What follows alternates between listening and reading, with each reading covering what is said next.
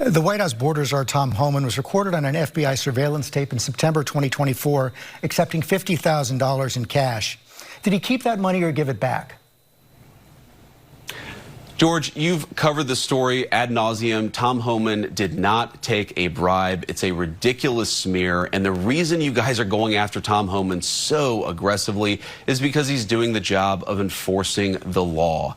That's ABC News host and nightmarish ventriloquist dummy come to life George Stephanopoulos trying to sell a mystery tape about Tom Homan like it's Watergate, only to have JD Vance calmly dismantle the whole thing and expose his network's real motives, which inevitably leads Stephanopoulos to rage quit the interview. Welcome to Nerk News, I'm Nerkish, and if you're looking for the best bits of establishment media without sitting through hours of liberal propaganda, you've come to the right place. Because it looks like establishment media still can't quit inventing scandals when the facts don't cooperate. I mean, it's a little odd that when Democrats trigger a shutdown and people are hurting, ABC suddenly discovers a months-old bribe rumor they can't prove and won't drop. Thankfully, Vance calls it all out for what it is. Here he is starting a sparring session with sleazebag Stephanopoulos over the recent Letitia James indictment. Let me also ask you, as we saw the indictment this week of Letitia James on questions of mortgage fraud. Also, Lisa Cook has been accused by the Trump administration of committing mortgage fraud as well. The journalism outlet ProPublica has actually published a story, and I want to show it up on the screen right now, that says that several members of the Trump administration have faced similar questions. Labor Secretary Lori Chavez DeRemer entered into 2 primary residence mortgages in quick succession. Transportation Secretary Sean Duffy has primary residence mortgages in New Jersey and Washington, D.C. Lee Zeldin, the Environmental Protection Agency administrator, has 1 primary residence mortgage in Long Island and another in Washington, D.C. How do you respond to critics who say that the Trump administration is engaging in a double standard here? Well, I'd say 2 things, George. First of all, ProPublica is basically a left-wing blog. I'm not shocked that you found a left-wing blog that can attack members of the Trump administration. But second, and this is the most important, is what does the law say? Letitia James was indicted in a left-leaning part of our country, a part that voted very heavily against Donald J. Trump, for the crime of mortgage fraud. When I read the indictment, when I read the facts in the case, I see a person who committed mortgage fraud. Now, of course, the jury is going to decide whether she ultimately committed a crime.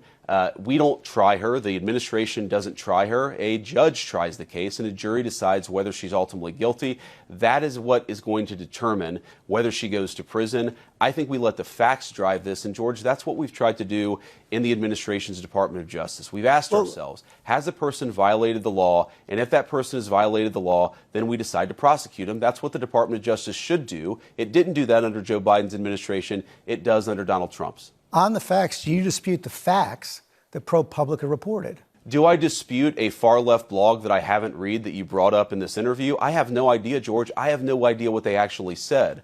But I certainly question the source. I question their credibility. And most importantly, I'm not worried about what they said about members of our administration.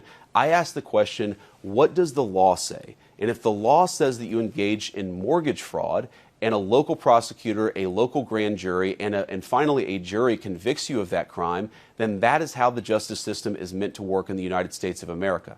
You know, this is what media spin looks like in real time. James was indicted by a grand jury in a Democratic stronghold for lying on her own mortgage forms. That's not political retribution. That's justice. And the fact that Stephanopoulos is waving around a ProPublica blog post as if it's gospel shows you just how desperate the left really is. I mean, it's clear that the Trump DOJ applies the law evenly while Democrats only seem to use it as a weapon. But that's not all. Stephanopoulos tries to revive the phony Tom Homan bribery tape, only to get smacked down by Vance so hard that he rage quits the entire interview.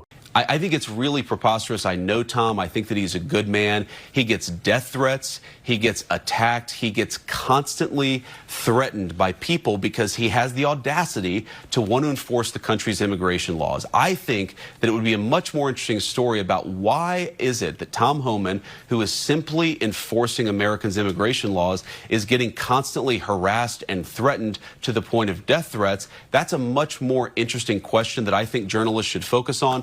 We can agree to disagree on that question. Well, you said he didn't take a bribe, but I'm not sure you answered the question. Are you saying that he did not accept the $50,000? Media reports that Tom Homan accepted a bribe. There's no evidence of that. And here's, George, why fewer and fewer people watch your program and why you're losing credibility, because you're talking for now 5 minutes with the Vice President of the United States about this story regarding Tom Homan, a story that I've read about, but I don't even know the video that you're talking about. Meanwhile, low-income women can't get food because the Democrats and Chuck Schumer have shut down the government. Right now, we're trying to figure out how to pay our troops because Chuck Schumer has shut down the government. You are focused on a bogus story. You're insinuating criminal wrongdoing against a guy who has done nothing wrong instead of focusing on the fact that our country is struggling because our government's shut down. Let's talk about the real issues, George. I think the American people would benefit much more from that than from you going down some weird left-wing rabbit hole where the facts clearly show that Tom Homan didn't engage in any criminal wrongdoing. It's not a weird left-wing rabbit hole. I didn't insinuate anything. I asked you whether Tom Homan accepted $50,000, as was heard on an audio tape recorded by the FBI in September 2024, and you did not answer the question. Thank you for your time this morning.